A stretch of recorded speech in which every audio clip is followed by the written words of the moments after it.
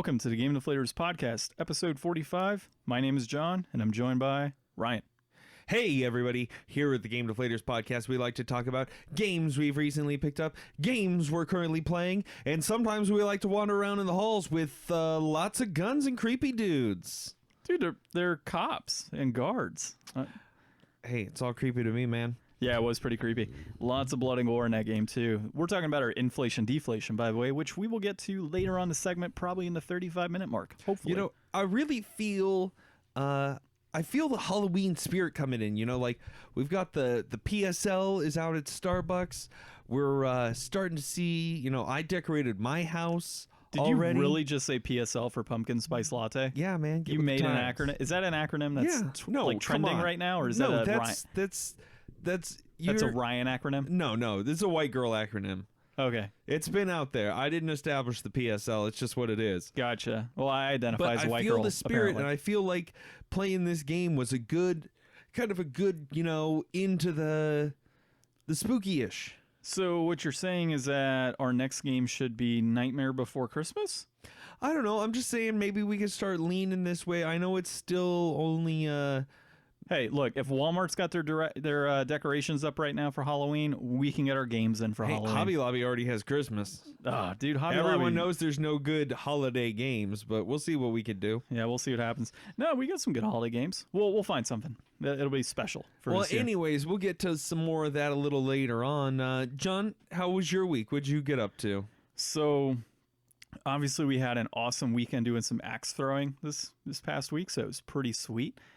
Gaming-wise, we obviously enjoyed kicking some ass in Super Smash Bros. Well, not really. That was more of Zach kicking our ass. Well, and then I went and played him later this week, and got crushed. No, it was pretty good, but he was playing on random, so I think it was a little unfair. Yeah, but I kept switching my character too. I just deliberately switched to a character. Dude, my new main of Samus, so much easier to play. Like, I just absolutely love playing with Samus. Oh, we did check out the DLC characters. He got the DLC character pack. Mm-hmm. So we got to play as Hero and Joker and Banjo and... oh, sweet. Yeah. Nice. I'll have to give that a shot, man. Outside of that, I know we played some Mario Kart, which was pretty sweet. And that was about it. So as far as my pickups, though, for this week, I know you are absolutely dreading me saying this right now, but... Limited Run Games had Jay and Silent Bob Mall Brawl for like their collector's edition at $85. Now, I say that we use this opportunity. Those who have listened in the past, we've had some curt words to say about Limited Run Games, and I don't know if I've yet forgiven them for what they called an E3 presentation, but... Oh, I'll never forgive them for that. I think that you purchasing this game, we can use as an olive branch to reach out and say, you know what, Limited Run Games, we're glad that you do what you do despite what we've said in the past, and maybe we can bury this issue before, you know, the internet even knows about it. Or us. So basically, this particular collector set has this pretty sweet container for the game itself. Has like a 24 by 36 poster and a soundtrack and a whole bunch of other like really cool things that come in it. It was $85 a standard, and it's also an NES cartridge. So it's literally a cartridge to play on your NES. Well, we saw that really cool Limited Run booth too when we were at the con a few weeks ago. Yeah, Game On Expo. Yeah, but you know, they had a few things like they were selling old games that they've had in their, you know, system for a while. So that was pretty cool. I like the idea of the mystery box that they had there. That was interesting. That was pretty sweet, and at least it was labeled out by, like, you know, console and such. Now, if you frequently buy Limited Run Games, I could see that being an issue if you go to a con and you're like, oh, look, a mystery box of one of your games. But then again, they could very well be like, hey, look, if you already have it, we'll allow you to swap it out. I've gotten some of my favorite stuff from mystery boxes at the last day of cons. Mm-hmm. Oh, yeah, some good stuff there in mystery box. I actually know a guy, but that's what he does for business is mystery boxes. But yeah, so this particular game, it does come in an actual cartridge. You can play it on your NES. It's a standard, or not standard, but it's a brawling game. You know, it's a beat 'em up in a sense for the NES. So I'm pretty stoked because it is a new NES title. And if it was just like an NES cartridge for display, I never would have touched this with a 10-foot pole, ever. Like, it just never would have happened, because I've seen them do, like, Turok, for example, they did a metal commemorative case of some sort, or metal cartridge that you couldn't play. What the hell's the point of having a commemorative cartridge? Like, I don't want that. I want to physically be able to play it on my console. So I picked up 2 of these.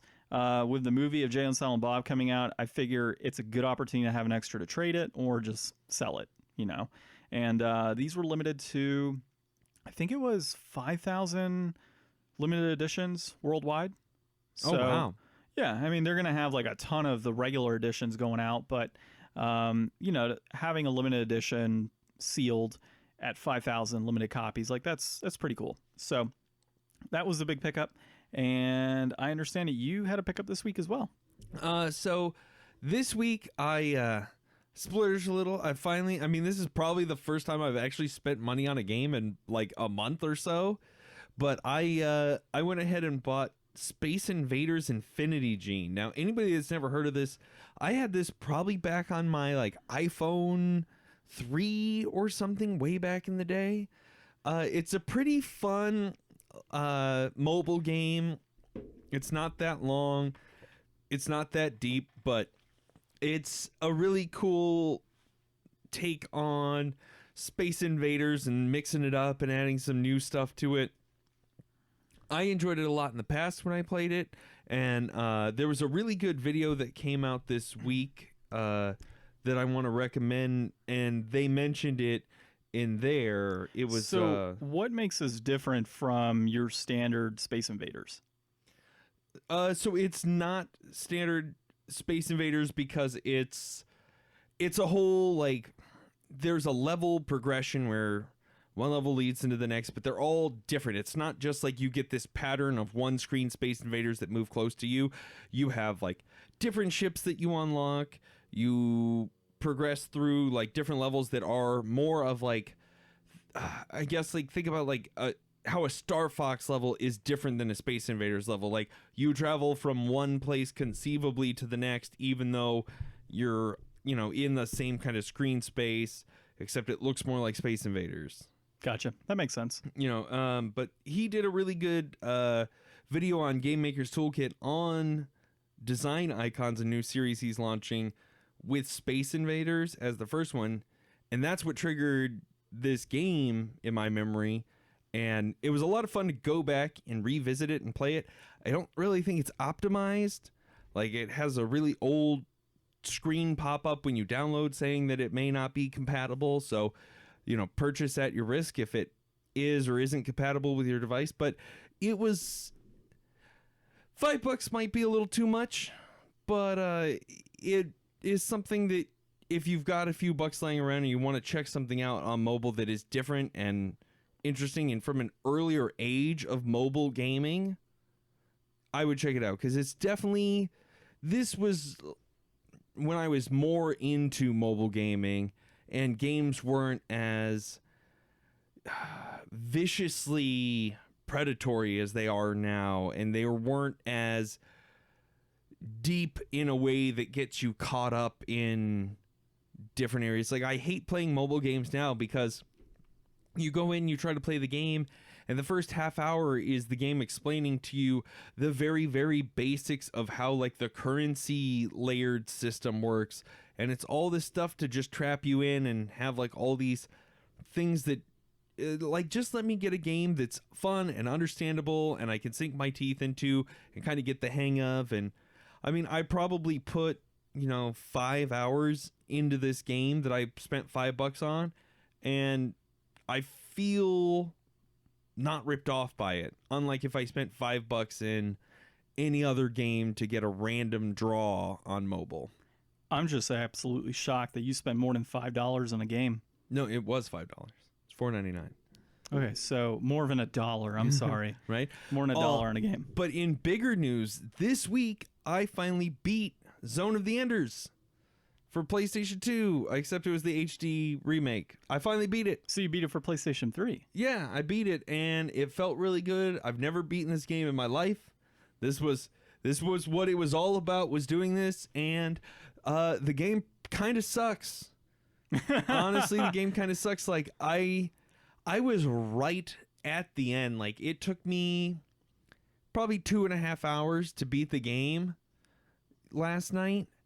And a lot of that was like a long cutscene with character that the motivations were all weird. The writing is so weird. It makes you think about who made that game.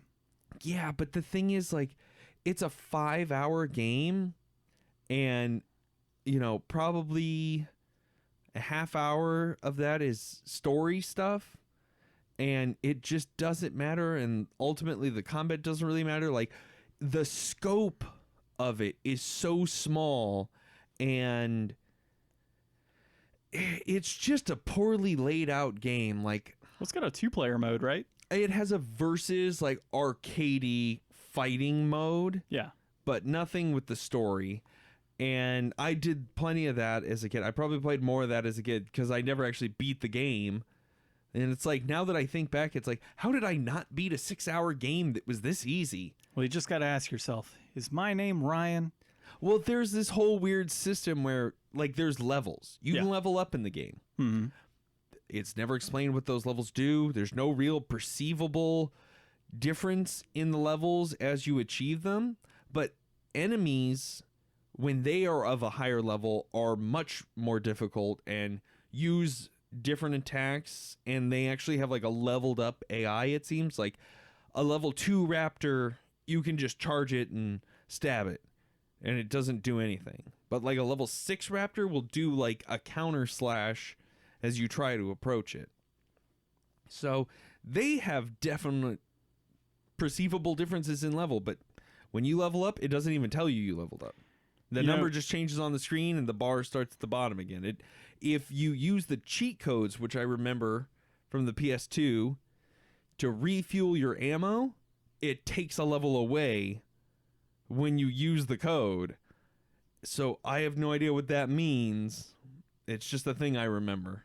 So good point, because that was ZOE has been on my list of games that I need to complete. Because like you, I played a lot of versus mode on it when I was a kid, but never did beat the story.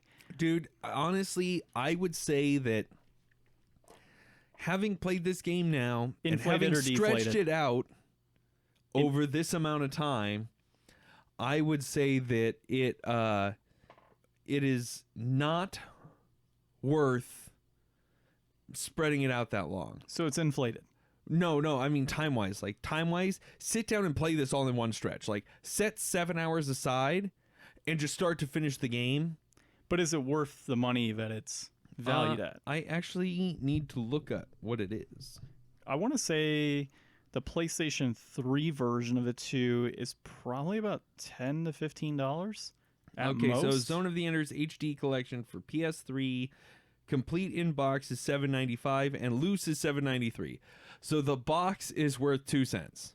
Well, according to that, but I mean, I would say it's probably in the $10 range. What's the GameStop price? It should show it on there.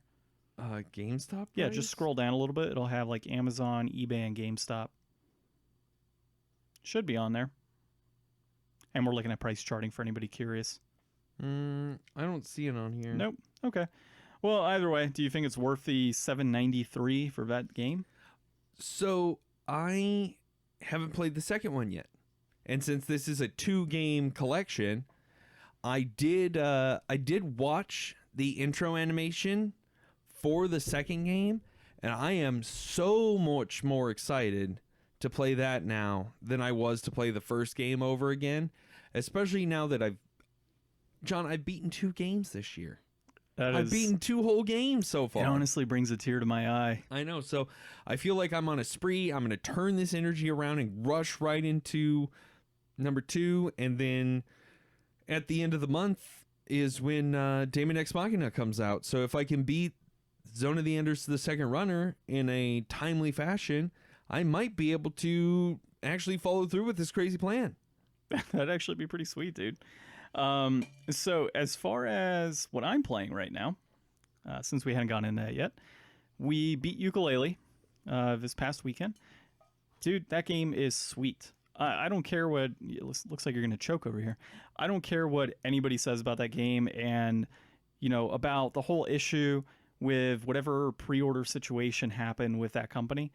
At the end of the day, that game was pretty awesome, man. I would give it a solid 8.5 out of 10 for that game. I mean, after a while, it kind of got a little repetitive because it is a collectathon, and you're just like, all right, I just want to beat this game already. But the overall story was a lot of fun.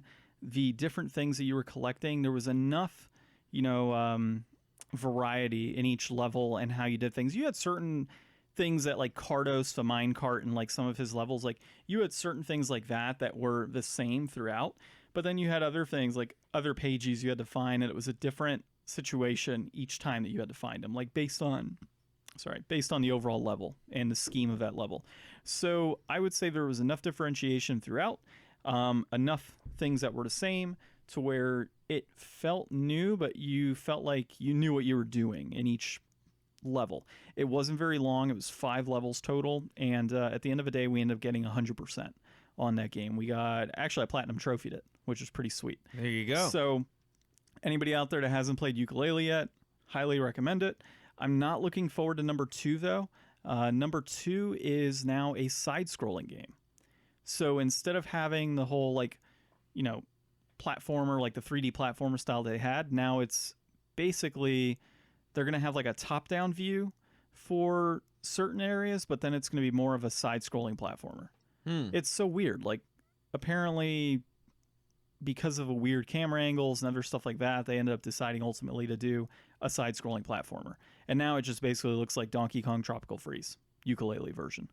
So, not really excited about that. I'll probably still play it, but not too excited now.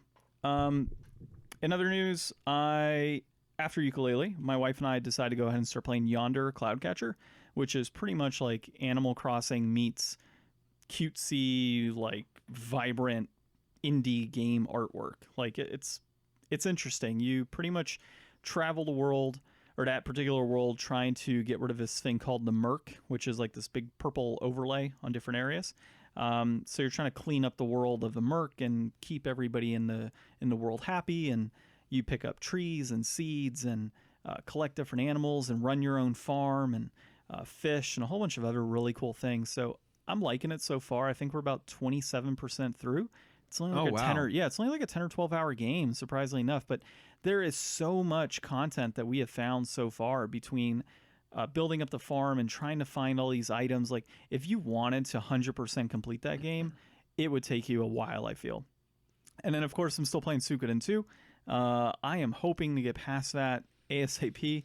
Right now, I'm actually level grinding because I am at the battle with Luca Blight, and it is extremely difficult. And all of your characters need to be above. How many times have you tried? Once. And I was like, nope, this is not good. I mean, it's just hard. There's no way. Like, at the current state I'm at, like, I have to be level 38 or higher for all of my characters. So I need to get 18 characters to level 38 or higher. I think right now I'm sitting at about 10. 18 characters? Yeah, because there's like 3 waves of characters that you're supposed to use in this battle. And this isn't even a final battle. That's what's crazy. So have you only been training like your main party this whole time and not really thinking about swapping characters? So you're going way back and leveling up characters? No, I mean, I've got a number of characters that I've used throughout, but I do switch them out a lot. So there's a lot of characters sitting in the 36, 37 range. Okay, so it's not that bad. Yeah, it's not that bad. It's just a matter of time commitment. Yeah, time commitment. Trying to get them all leveled up to 38, equipping them with the right armor and such, because some of them might not have high-end armor. Trying to have characters. Don't you get bonuses for characters that work well together or know each other? They unlock certain dialogue and stuff. Yeah, you do. There's certain characters that have like I forget the synergies. Kind of. I forget the technical term in the game, but for example, my main character and then his sister, if they're together and they're next to each other, it's I think Unite. And they do like a certain ability. So the two of them kind of come together and end up, hitting the hell out of whichever opponent it is. Right now, my core focus is trying to get as much magic as I can on all the characters that have a higher magic, because it just deals like in the thousands on damage every time it's done. So that's really my core focus. So we'll see how it goes. Hopefully in the next couple weeks, it's finally beat. I'm just only able to hammer out an hour, maybe 2 every now and then.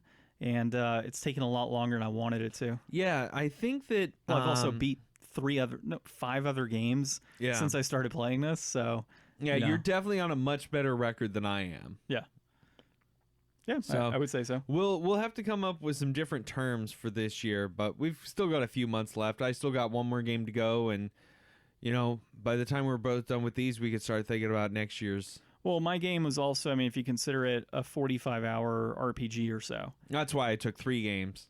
Yeah, exactly. So I don't know what my game will be next year. I've got a ton of games I would love to play. Maybe Ark the Lad 3 might be the game I choose. I'm not sure, but we'll see. All right. Well, what do we have going on in the news this week, John?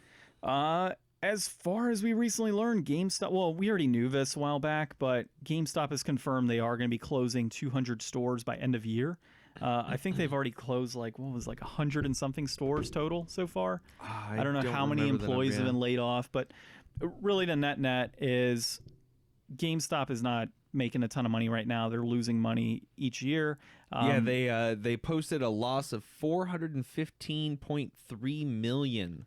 Yeah, so some poor investments along the way. Obviously, they closed down the ThinkGeek website store. Yep, so that was closed down. Hopefully, it's removed from stores.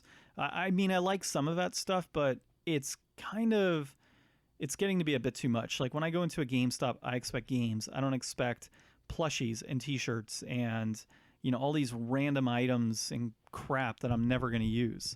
Like it's nice to have, but it should be a smaller section of your store. And I don't know how much your revenue is coming from that stuff, but at the end of the day, you're GameStop. And if that means bringing in retro games, like older games that are currently only available on their website, like bringing that into all your stores, allowing people that trade that in to have it on hand, for those other consumers like us or like myself who like retro games. Well, I just feel like you're not the kind of person, and what we talk about here on Game Deflators, and definitely from the collector's mentality, you wouldn't be going to buy that stuff at GameStop anyways. Like if they're market pricing things and trying to participate in the system, you're going to call it overpriced every time, and you're never going to shop there anyways. No, not necessarily. Their retro games are actually priced pretty decently for the most part. In fact, I was excited when GameStop had announced that they were going to be holding retro games, back 2-3 years ago. And the core reason for that is by them doing that, they set the market in a sense. So there were titles that were, $20-$30 through GameStop that in the general eBay market were sitting at 60. Well, the second GameStop loaded those in, prices just started plummeting for a lot of stuff. At least I noticed. So back then you could pick up Star Fox, like regular Star Fox was like $25. GameStop pops it up for like 10.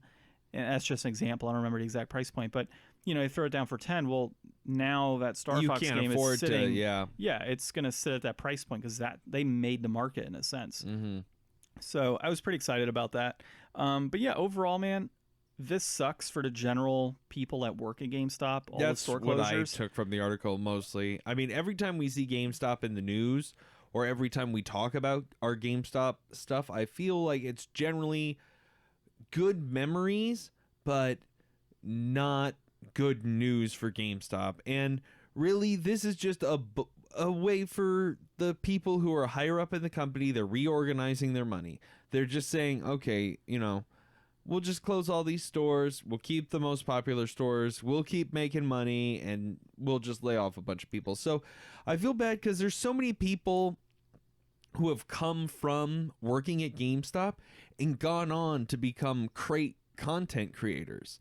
A lot of YouTubers that I watch have worked or spent time near GameStop with people who did work there. One of my best friends worked at GameStop for years, and I've got lots of great memories, but I just think that it's a different age now, and as much as I don't enjoy my time at GameStop the way I used to, I still think that having an easy way for young people getting into the workforce to actually get into games in some way, like being a part of the industry, is really hard, and it's all some people want to do. And this is just taking away one more opportunity for somebody to be a part of something that they really like, as unrewarding as it is.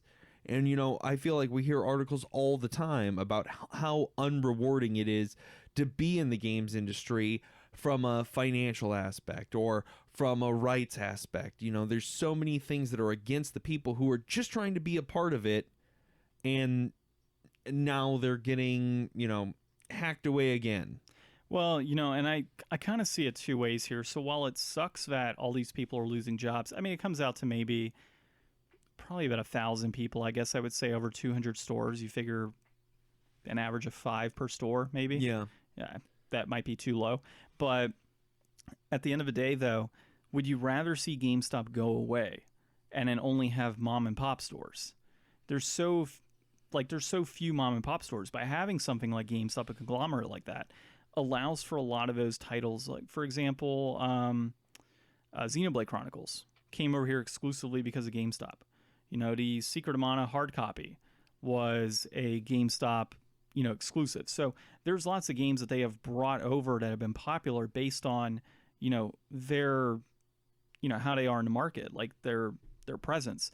So while it sucks that there's jobs being laid off, I still would not want to see a world where there is no GameStop. Yeah, and I that you're wouldn't just either. stuck with mom and pop stores. Like, Yeah. I love mom and pop stores, but they price every single item at an eBay price point, and you're never going to find like I can go into GameStop and pick up, you know, DuckTales for $20, versus if I go into the mom and pop store right down the road, it's 60 to 80 because they're going based off the market. You know, GameStop's got tons of copies. So, did I ever go into detail with you that last week, by the way, why that game went up in price? Which game? The DuckTales remastered? No. So it turns out, and I know it's a little off topic, but it turns out that that game was only released physically for like a 3-month period. So they released on the Wii U and the PlayStation 3 and the Xbox 360 for a limited period of like 3 or 4 months, and then that was it. And then it was digital after that. Well, they've gone ahead and taken it off of digital stores, so hence be wanting to get hard copies because digital copies are going away. Okay, I got you. So yeah, but yeah, that's my point on it, dude. You know, I'd rather see them survive, and if that means cutting some people, and at the end of the day, those people will find other jobs. Well, and you know, the perks of being in that industry aren't very many. Like, I remember back in the day, friends that I knew that worked at GameStop, they were going to E3 because they were in the industry. Now, there was lots of ways to be in the industry. Like, technically, I think we could be considered in the industry. We've gotten media passes to another convention. Yeah, technically we So, are. Yeah, we're in the industry, but it's like back in the day when E3 wasn't open to everybody, this was like that little perk. It's like, you know, you could work at Target where I worked, or you could work next door to Target at GameStop where my friend worked. You know, he had that one little thing that gave him that little edge. Even though I worked in electronics, we had very similar jobs, but his was always that much cooler than mine. Well, yeah, because he was just video games. Yeah. And he got to see all the cool titles come through. But yeah, anything else on that, man? I mean, I think we've talked about GameStop before. Yeah, fun story. I knew the guy that made it so that GameStop employees weren't allowed to bring their PSPs into work anymore because he was like pirating all the games and just burning the copies of the games while he was at work, and he got caught and they like shut the whole thing down. Oh, damn, dude. Oh yeah, it was crazy. I'm sure other people did it, but yeah, if he was the first one caught. I mean, that's how I heard the story. I didn't work there, but that's what I heard. Well, screw him. Well, that being said, let's move on to our EA Cloud Gaming launch surprise. Okay, so this one is coming to us from The Verge by, what's the name there? Chaim Gartenberg. Gartenberg. So in this article, they're talking about EA's launching their own cloud gaming service. They're launching it with a small selection of EA titles that you can choose from, which include, let's see. Dude, you're killing me here. You misspelled. FIFA 19, Titanfall 2, Need for Speed Rivals, and Unravel. And, I mean, that's a good amount of things for people to test out and see what they like, but I'm over this, man. I am so tired of everybody wanting a piece. Like, Google Stadia looks interesting. Google Stadia looks cool. You know what the best part about Google Stadia is? EA's nowhere near it. Like, I don't know what people think about Google. They decided that, you know, "Don't be evil" wasn't a good enough slogan for them anymore, so I guess beware of that. But for the most part, that seems like something Google can pull off. EA sucks. I don't believe that EA is going to put forth a product that is deserving of my money. And just me personally, this is not a slew of titles that I'm like crazy excited to play. Like, none of these are even anything that I've looked at playing when they were brand new titles or was excited about before they came out even. Well, Ryan, without EA, how would you ever have loot boxes in your streaming service?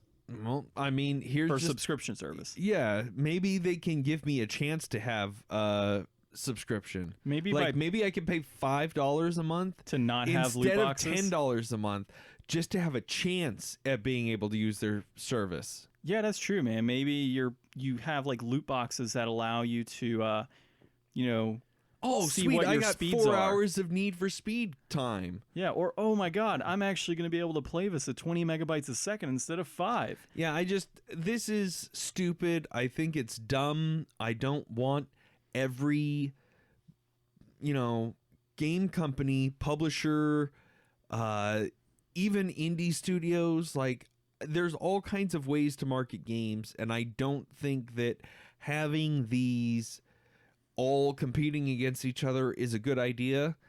Now, that's not to say that I don't participate in, Switch Online service. Now you have Super Nintendo games coming to that, as well as the NES games. For $20 a year, that's becoming a much more respectable thing. And then you've got PS Plus, Xbox Live Gold. There's lots of different plans out there. Those are already in place. That's something we're already used to. This is a whole different thing that's outside of that, and maybe it'll be good for people who are, like, let's say there's a Madden package. There's a Madden package or not Madden, but an NFL package for your cable provider. What if all you want is the new sports games every year, and you could pay $10 a month, and that averages out to about the price of 3 sports games? So you get your FIFA, you get your NBA, and you get your Madden every year, and you call it good. Yeah, or I mean, I guess that to your could point, work, but I don't want to see everybody. I don't want to keep cutting off $10 a week, $10 a month, for all these different services. It's already getting enough. Yeah, I feel you, man. So I was actually some of the notes I took down on this article in particular. So I do like one thing, the fact that they are testing it prior to launch. So they're going through, it's a beta in a sense, right? They're allowing people to test this network. They're checking speeds. They want to make sure that this runs properly. 100% cool with that. But I agree with you 100% on there's way too many of these now. So just right off the top of my head, you've got, there's the Epic library, the Steam library. I mean, you're not necessarily paying subscription fees for that, but no, those are just launchers. Those are just launchers in a sense. And those are only for PC. But there's exclusive games tied to those, which is now less of a convenience. We're talking about having to log into a variety of different apps. There's not a single sign-on for any of this. Well, all of these games have physical releases. Well, yeah. So you would need a console. But the route we're going, with digital, I mean, the PS5 and whatever Xbox Scarlet may be the last physical, consoles that we experience. PC is already digital. Like, for the most part, it's completely digital. You install the game and then you're done. Like, there's nothing else to it. And then everything else is patched through and installs. Or updates.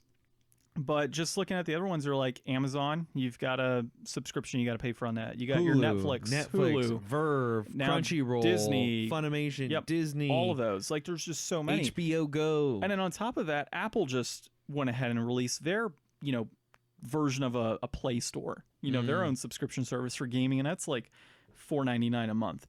Where the hell is this going to stop? Is it going to be to where you have like this huge battle of all these different subscription services coming out, and then somebody's going to come out on top, and these other ones are just going to hemorrhage money and have to close it down? I wouldn't be surprised if they end up reverting even closer down, because it's like, what's it come down to? If you're paying all this $10, $15, $12, $7, all these chunks per month. Like, why not just take it to, okay, well, you're not really using it that much. What if we just said it's $3 a week?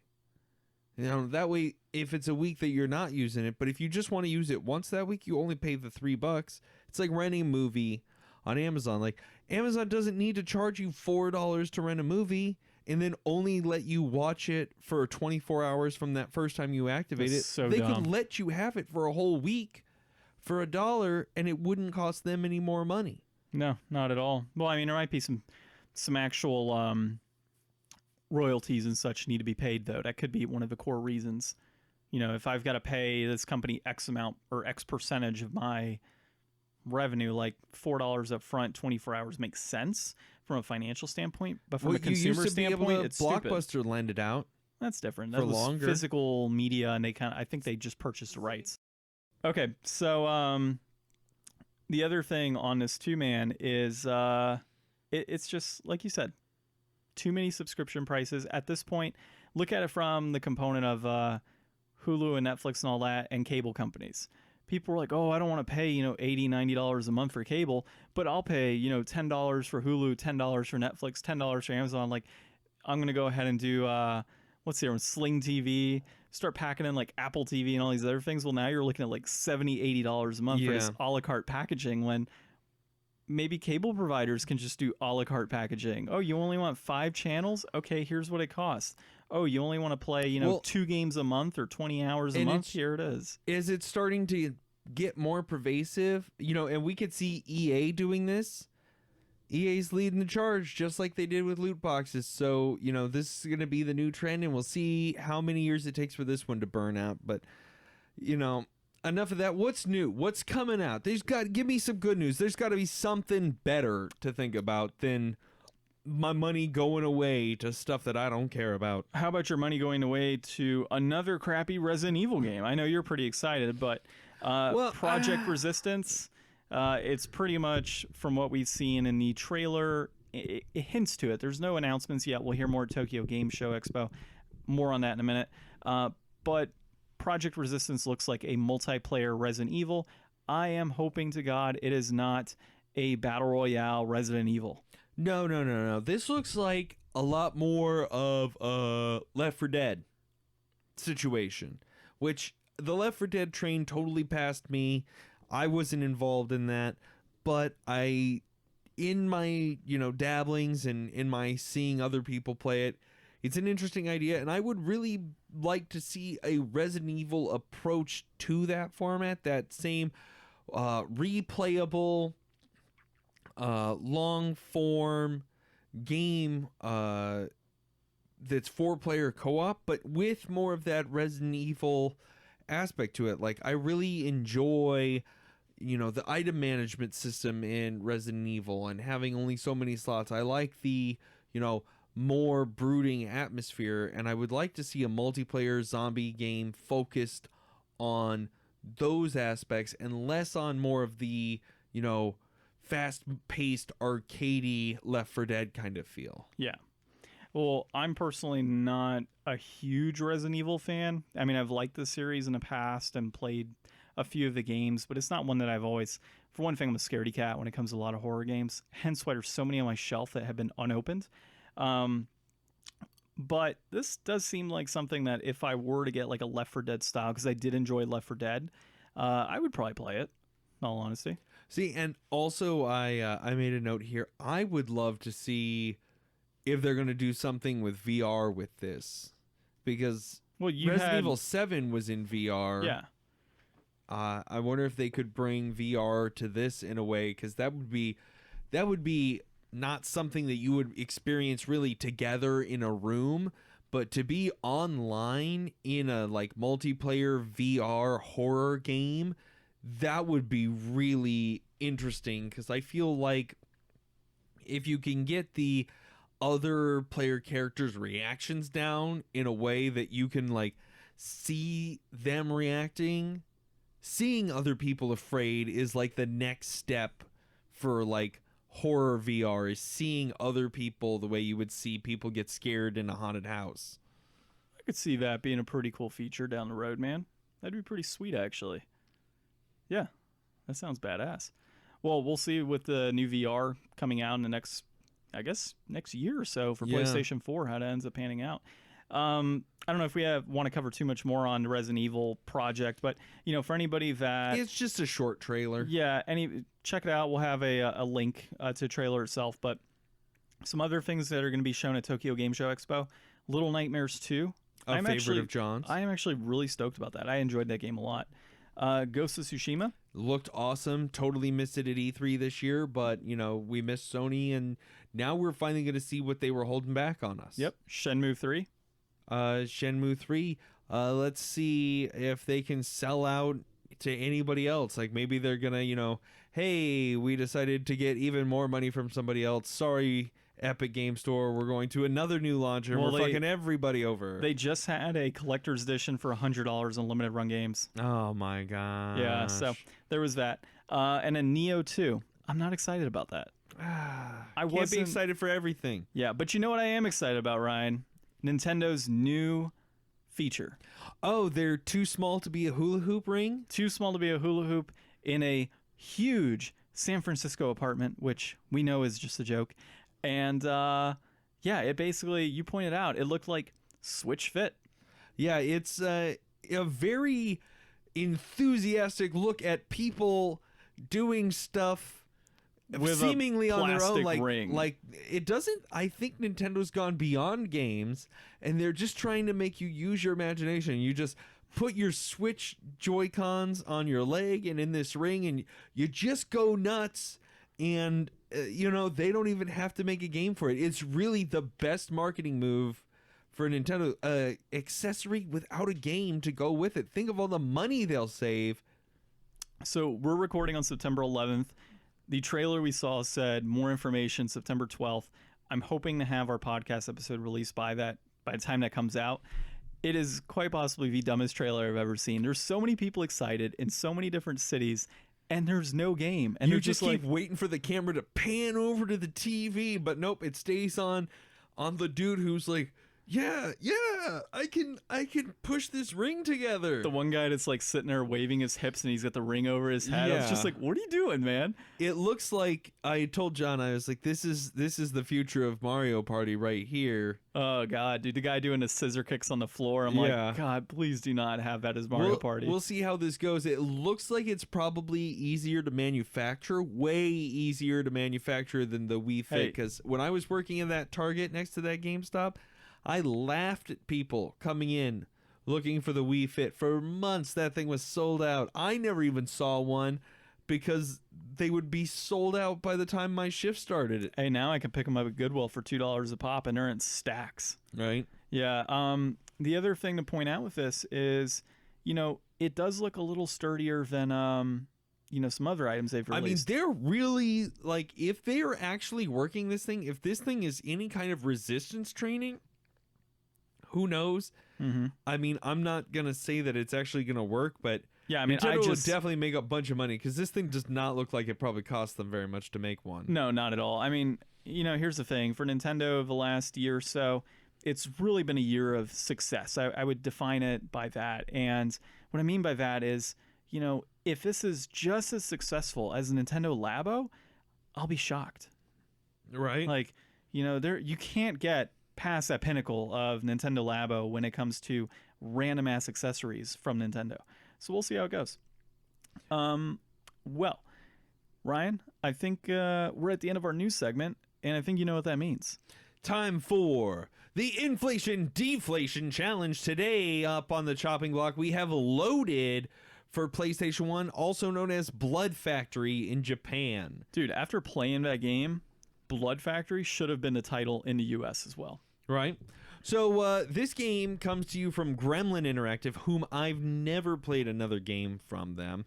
Published by Interplay, this game was released back on the PS1 and the Sega Saturn in December of '95. It got like 8, a little higher than 8s for PlayStation, and 6, a little under 6 for Saturn. So it didn't review that well, but this game was really interesting. It's a top-down shooter game. It's got a lot of gore, and it is set in kind of a it's like a futuristic prison planet, and you're up to 2 players trying to escape and shooting anything and everything on your way out.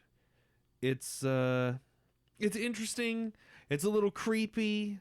It's a little kind of fun, and it was way better than I thought. Like, looking at this game earlier today, I wasn't sure how it was going to be, but with a little shine and a little polish and a nice HD Shazam and a little tweaking here and there, this I could see being a very popular modern indie game. Yeah, I mean, I've played games like this that are a little more modern than PlayStation 1, very similar. There's a few I think it's Zombie Nation, if I'm correct, was a very similar style game that was released on the PlayStation 3 on the PSN store. And I enjoyed that one a lot. If Loaded got a re-release or HD remake, that would be sweet. I would totally pick this up and play the hell out of it. I would love 2 players on this. We could easily bang this out in a day. For sure. We had a real good time. Now, the game is very, very simple. But the graphics for the time look amazing, and it has this totally useless zoom function. I wouldn't say it's useless. I thought it was pretty cool. I mean, it got us a little closer look at some stuff, but for the most part, it wasn't useful at all. Yeah, I could see that. It was still, I used it, just not a whole lot. And I really like the way the menu system works. So each character has a kind of front and back panel that on the one side shows your health, your ammo, how many specials you have left to use, and then if you hit circle, it flips it over, and on the back it shows a map. So either player can pull up the map whenever they want or flip to their stats whenever they want, and it does make for a very easy, simple to use interface that gives you all of your information. Except for the coins, we were collecting all kinds of what seemed like money. I'm for guessing reasons that, we never found. I'm guessing that went to our points at the end. I didn't ever see a point system anywhere, even in the level transition. Well, the point, it didn't really tell us any. Yeah, at the very bottom, it told us points. Like I had 2960 something. You had 2680. Oh, I didn't see that. Yeah, it was at the bottom. That's why I was like, how did I get more points than you? Because your accuracy was better. Oh, yeah, at the end. I killed you in accuracy. You know, I think a big part of that, though, was I was using the flamethrower versus you were using bullets. And I had to get super close to enemies, so I was blasting through more ammo than you. I was doing way better when I was getting closer, too, though. Well, the other thing is I was blowing up all the boxes. We played 2 different characters. I played, what was it? Captain Arms? And I played Butch. Yeah, it was very interesting. Well, and there's 6 character designs. 6 or 8 different characters that you can pick. I think it's 6. Yeah, that you can pick from, and they all have like their different speeds and different types of armor and different weapons that you can utilize, different specials. So you can, I think you start out with 2 specials initially. So my character had this whole thing where a ring of fire would pop out from him and destroy everything. A ring of darkness. And you had a ring of like darkness or poison or something that like turned everybody to mush, which was pretty cool. So overall, man, I like this game. The overall gameplay was great. The controls felt very smooth. The only thing I didn't like is it was a little repetitive in that when we started playing the second level, it was just like, okay, we just played the first level.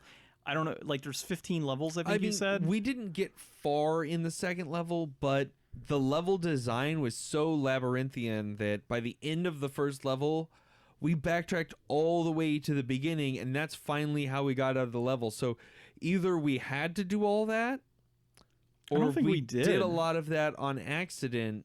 I think that's part of it, is that we did a lot of that when we didn't need to. It seemed like we could have just gotten out, but I'm assuming there must have been a key card that we picked up that we didn't notice. Sometimes the pickups were a little hard to see, and sometimes your characters, like because of the actual low definition of the graphics and the way it displays on the TV, it was kind of hard at certain points to tell exactly what was going on, and it seemed a little laggy. It wasn't the best experience, but it definitely was fun and worth doing anyways.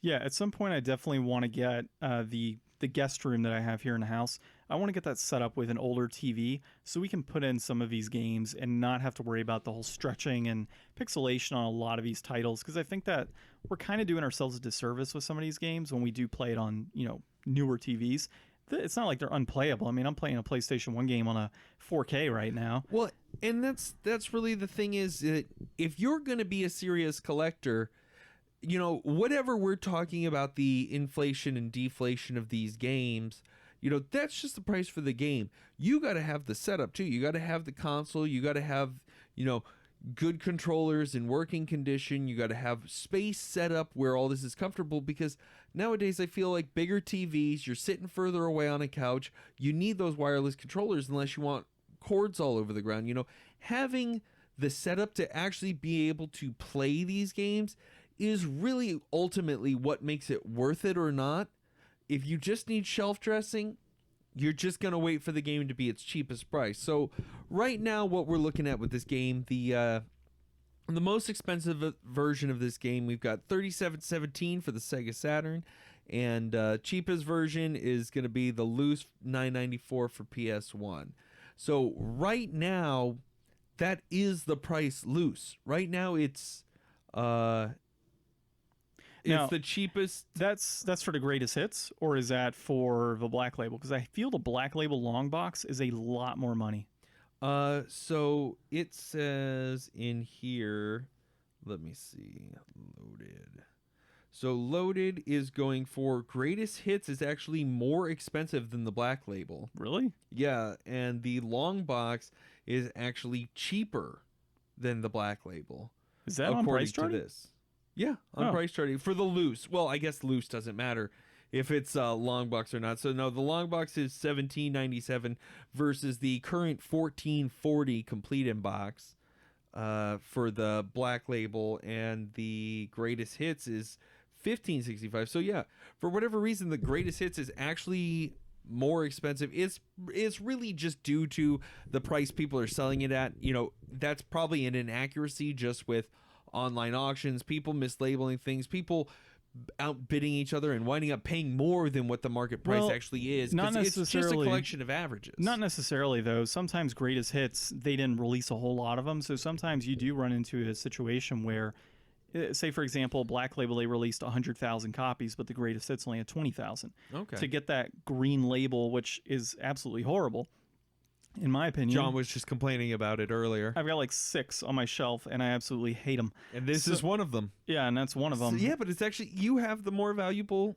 Well, I wish I had the long edition box. I wish I had the long box version, but And I was telling him earlier, I just saw this game 2 days ago at a store, and I was like, that's weird. And then John proposed it today, and I went back to the store to see if I could find it, and somebody already picked it up. So super random for me, by the way.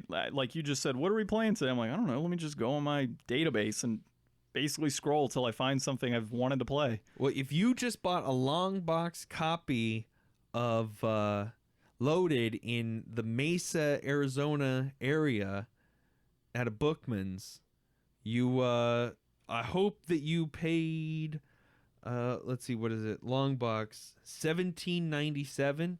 I hope you paid less than $18. If it's a Bookman's, it's probably 20. 20. Probably about 20 at a Bookman's.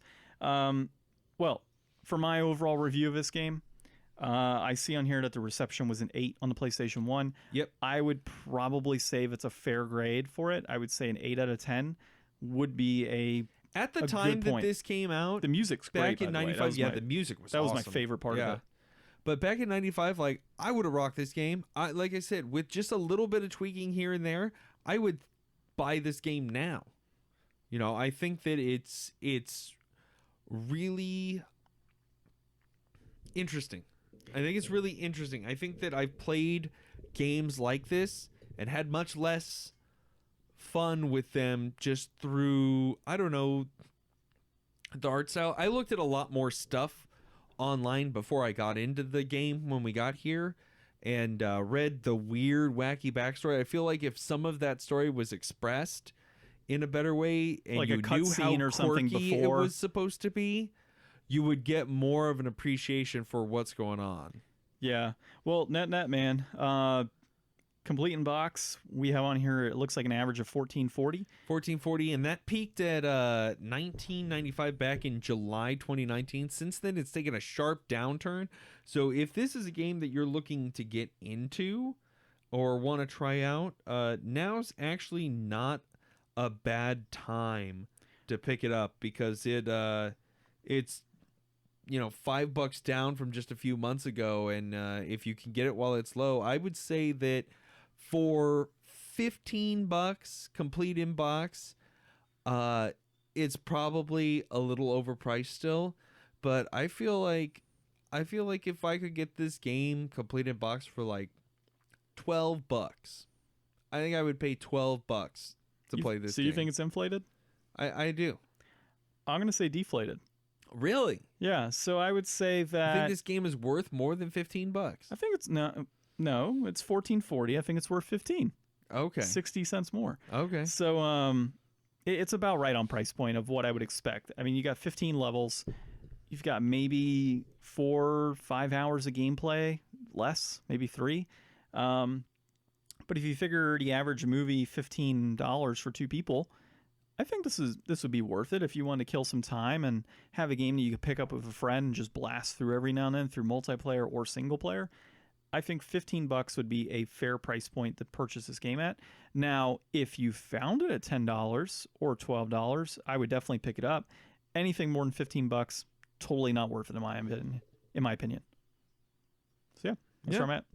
All right, so I guess overall, it's both inflated and deflated. We're at odds with this one, so let us know what you think somewhere online. Hit us up on Facebook, Twitter, Instagram, anywhere you want to find us. We're at the Game Deflators, except for Twitter, where it's just Game Deflators. Yep, Podbean, iTunes. Leave us some reviews. Give us 5 stars. Even if you think we're 4 stars, give us 5 stars. Nobody's gonna tell. And we've also mentioned before, nothing less than 5 stars. There's only 5 stars. Only 5 stars allowed. If you got 4 stars, don't comment. Well, Ryan, I think next week we need to try and figure out a way to get into Spirit of Halloween. So I'm thinking Nightmare Before Christmas on PS2. Well, let's wait till closer to Halloween for that one. We've already discussed this. Walmart and Hobby Lobby are like 10 steps ahead of us. That's true. All right, we're doing it. All right. Nightmare Before Christmas next week. You should look that game up really quick while you got it on there. Just to surprise yourself as to what the price point is on this. What's it for? PlayStation 2. I want to say when I picked it up, it was going for about $8 complete in box when I first picked it up. And that was 6 years ago. Revenge or The Pumpkin King? Oogie's Revenge. Okay. A lot higher than you would expect. Is it though? Let me see. Let me see where it's at. Let me just make We're sure not this going to is the spoil right it one. here. You'll have to tune in to find out. Is this one? Yeah, that's the one. Yeah, no, that's definitely higher than I would expect. Really? Yeah, you go on eBay and they're like, rare. It's not rare. Well, maybe it is. I don't know. It's not the type of game I would normally play. But we won't spoil it, and don't spoil it for yourself either. Oogie's Revenge next week. Tune in next week, folks. For episode 46. Yeah. That being said. On the road to 50. 4 more. No. 1, 2, 3. Is it 5 more episodes? I'm bad at math right now. Yeah. 5 more episodes. Yep. All right. Including next week. Well, I'm John. I'm Ryan. And we are the Game Deflators. Deflators.